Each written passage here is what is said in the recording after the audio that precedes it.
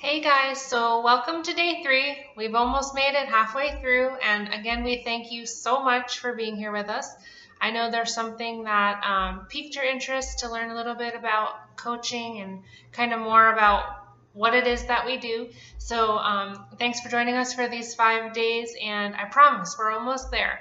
So as always, as we get to the end of today, if you have any questions, always let us know, or if I'm not covering something that you feel like you want to know more about, we can always continue this, more than 5 days, totally open to that, no problem.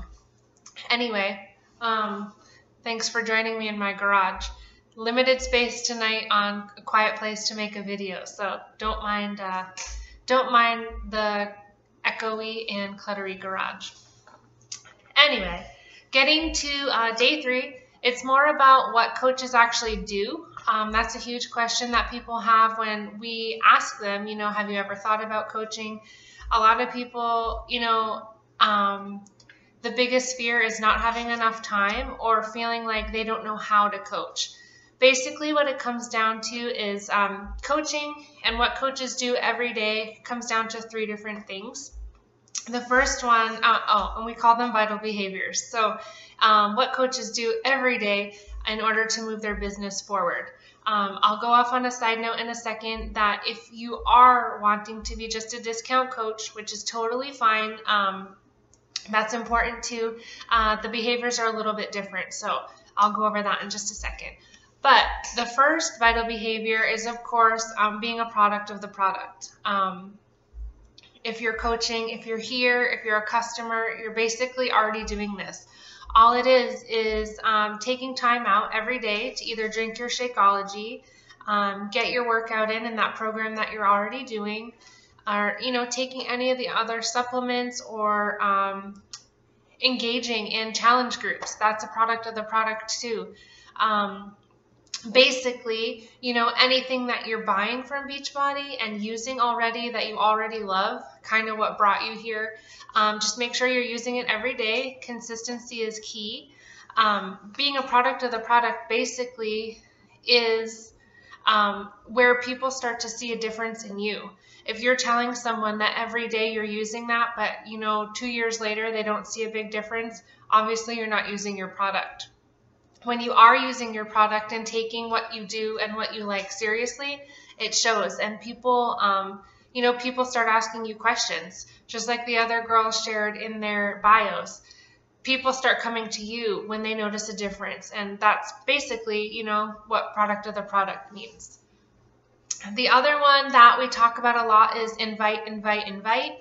I don't know, for a lot of people that can sound a little bit overwhelming. I know for me it did, because I kind of didn't even understand what that meant. All it really means is just trying to get out there and talk to new people. When you do become a coach, or if you are just starting out, a lot of times we all go through our friends and family first.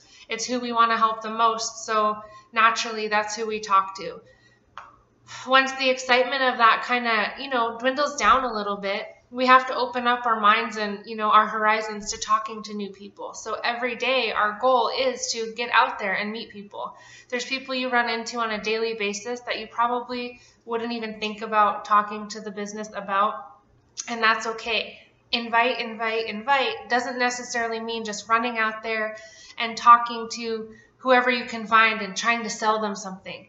It just means striking up a conversation with them, getting to know them, and, honestly making them feel like you care about them. Get to know what makes them tick, what their family's like, what their hobbies are. Ask them questions about themselves that keep you, learning about them, and keep them, understanding and getting to know that you really do care about them.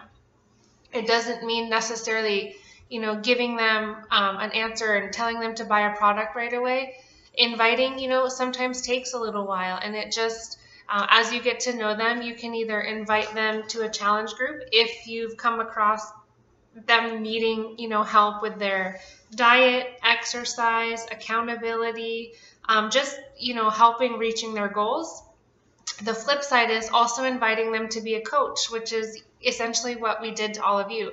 Whoever invited you to this group obviously thought that that you display, you know, characteristics of being a really good coach, and they feel like that you can help other people. So that's also something, you know, inviting people to the business opportunity when you see how they interact with other people, or if they've even confided in you and really told you, you know, they need something different to help them get more income into their family or earn a side income. I don't know about you, but a lot of people I talk to that are stay-at-home moms really like this business model because they can, you know, get fit, stay active, and kind of stay connected to a community, similar to what Katie was explaining in her bio.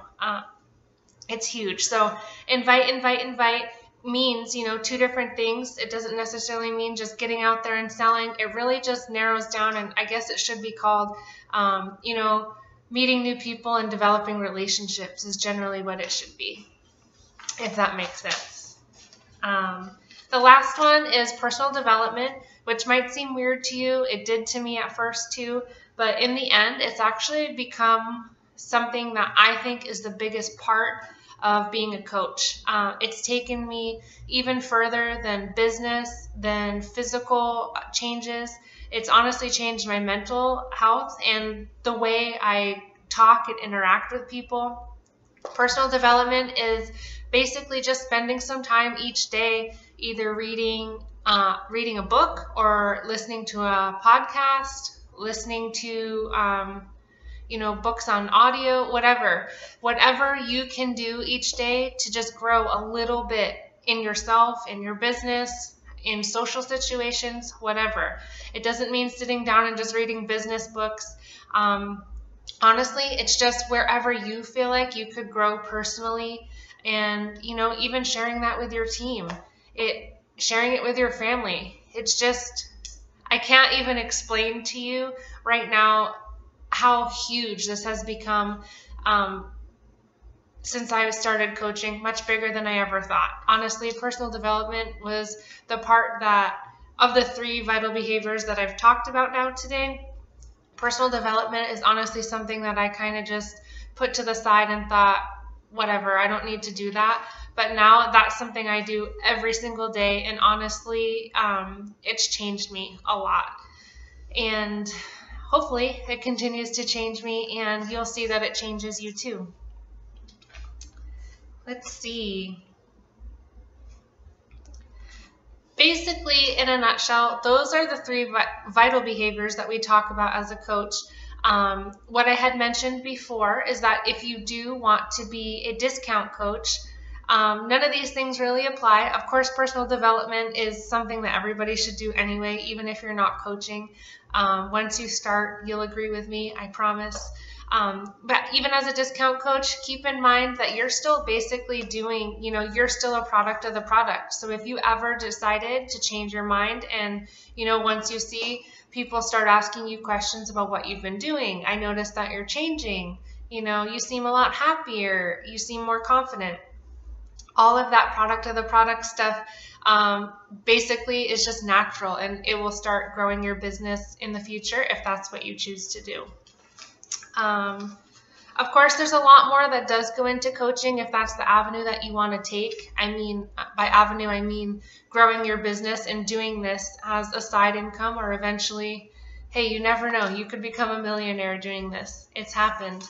So don't count yourself out, but this is where it all starts. These are the 3 vital behaviors that we do every single day, and you know, the rest of the things that we do kind of stem off of these 3 things, but these 3 things are a must if you're trying to grow your business.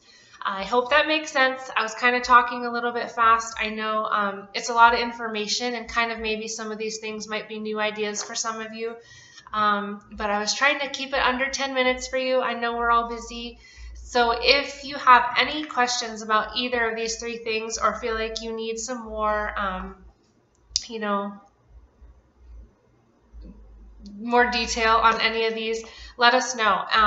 Any one of us can answer it for you. So I hope that gives you a little bit more insight on what a coach does every day, and that it's not some big scary thing that's all just about fitness and working out, that it is much more than that. I hope you get that. All right. I'll talk to you guys tomorrow.